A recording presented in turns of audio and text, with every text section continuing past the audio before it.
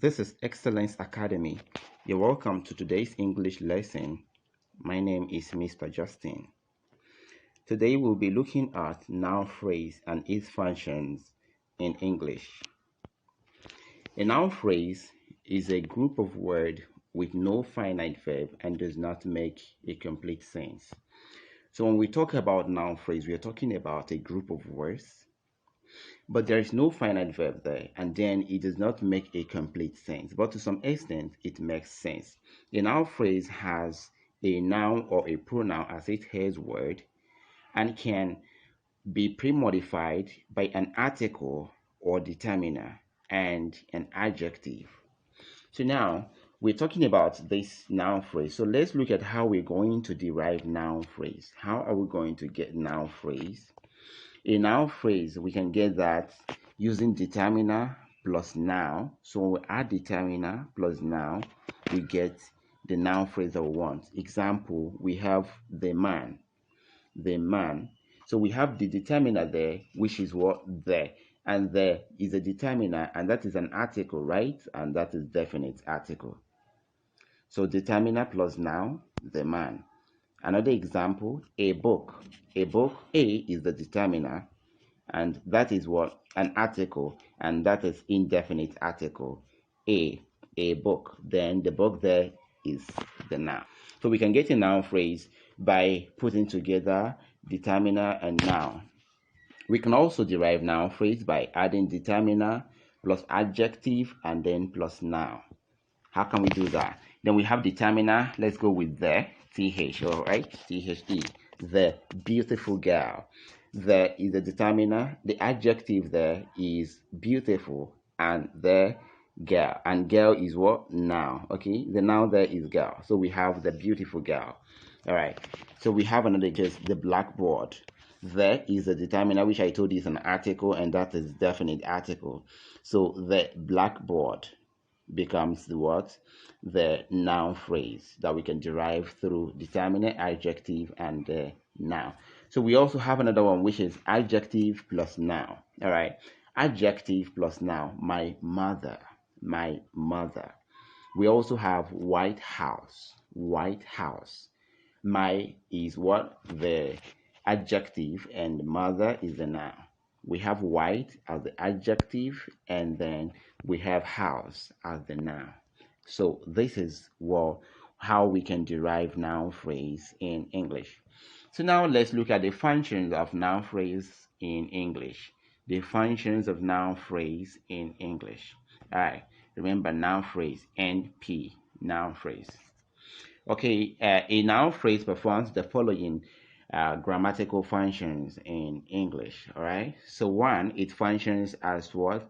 As a subject of a sentence. All right. It can function as a subject of a sentence. A noun phrase functions as a subject of a sentence or clause. A subject is a word, phrase, or clause which performs the action or actions upon the verb. The group of words in bold in each of the examples below is the noun phrase functioning as the subject of the sentence. Now we have the example, the armed robbers have invaded the city. We have the armed robber, meaning that is what? The subject of the sentence. So we say the armed robbers, okay, have invaded the city. Now that is the subject, okay, performing the action. Who invaded the city? The armed robbers, right? The second one, the boy in the room is my friend.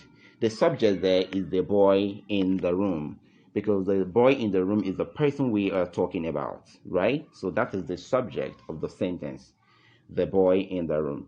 So the boy in the room is a noun phrase, and it's functioning as what? The subject. All right. So we have the second function, which is as object of a verb. Object of a verb. A noun phrase can function as object of a verb in a sentence. Let's see the example here. I met the new English teacher. I met the new English teacher. Now the object of the verb here is the new English teacher. Remember, the subject is I. And then the object is what? The new English teacher, which is a phrase. Why is the new English teacher the object? Because That is who you met. You're the subject there. You said I, and I is the subject. And who do you meet? You met the new English teacher, and that is the object. All right. The man bought a t-shirt. A t-shirt becomes the what? The phrase, the noun phrase. Do you get that? The man is the subject. And then what did the man buy? The man bought bought a t-shirt. That is the object of what? The sentence. All right. The next one, it functions as complement of a preposition. Complement of a preposition. In some texts, you can see this as object of a preposition. All right. When a noun phrase functions as complement of a preposition, it comes immediately after the preposition. This is very clear and simple. If you want to know the function, how you can derive this actually, how you will know when a noun phrase is functioning as the complement of a preposition, it should come immediately after the preposition. Okay. So once you have the preposition, the next noun phrase that follows is when it is functioning as a complement of a preposition. Let's see the example. The boy behind the door is a thief. The boy behind the door. Where is the preposition there? Behind, right? Then the door comes. That is what? A preposition. All right. Okay. The little girl gave her pen to her brother. The little girl gave her pen to her brother. You know that to is a preposition, right? Okay. So to her brother. All right. One more example, I can give you this. He threw the book into the water. He threw the book into the water. This is very common. We all know that into is a preposition, right? So into the water. When you say into, that shows that that is a preposition. Then the water becomes the noun phrase. Okay. Now it functions as a complement. Okay, it functions as a complement. Remember when we say complement? Okay, let's read this first. An object's complement is a word, phrase, or clause that directly follows and describes the direct object of a sentence. So when we talk about complement, complement now gives you more information about the first thing you're talking about there. Maybe the object, right? The object in the sentence. Okay, so you're talking about him. We made him our class prefect. So it gives you more information about the object. So that is the first example. We made him our class prefect or class representative. So our class prefect becomes the complement, all right? And remember, our class representative is him, right? We made him. So him here is still our class prefect. So that is why it is called complement. It's adding more to this, right? It's adding more to him. Okay. Now, as complement of a sentence, this is the next function. Example, the brilliant girl is my friend. The brilliant girl is my friend. Now, I'll show you the difference between the object of object as object complement and complement of a sentence. Now, object complement is when it shows that it's giving more information about the object, right? About the object. But when we say complement of a sentence, that means it is telling us more about the subject. The brilliant girl is my friend. Okay? The old man is the proprietor. You see it now. The first subject there is what they are telling us more about using the noun phrase, and that is what we call complement of a sentence. John is a student. John is a student. Did you get that? All right. Okay, we have as an appositive. As an appositive. Now, let me explain that clearly before we go into it. When we say appositive, we mean, okay, let's read this out first.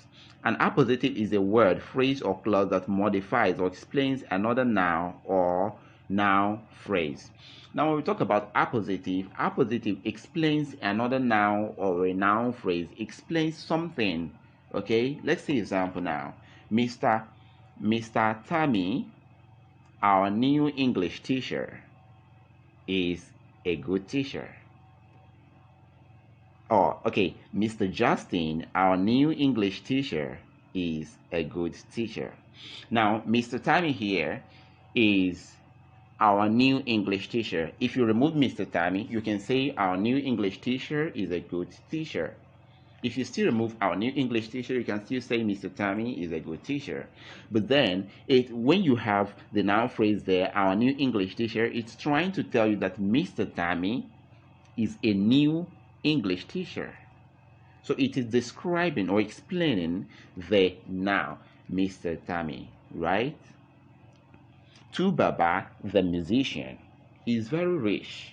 Baba, the musician, is very rich. So someone can say Baba is very rich. So if you don't know who Baba is, you can be confused. You'll be like, oh, who is Baba? I don't know the person. But when you say Baba, the musician, is very rich, you'll be like, oh my god, yeah, I know Baba, a musician. I've heard of that, a musician. Or even if you don't know about him, you can be like, okay, fine, he's a musician. You already know. So it is describing and explaining more about the person that is being mentioned, right? So it functions as appositive.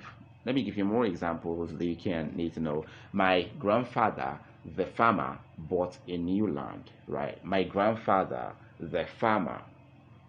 Remember, when you write the noun, you put comma and then write the noun phrase, which is functioning as an appositive. And these are all the functions of noun phrase. Thank you for joining us in today's lesson. We expect to see you next time. Thank you and bye-bye.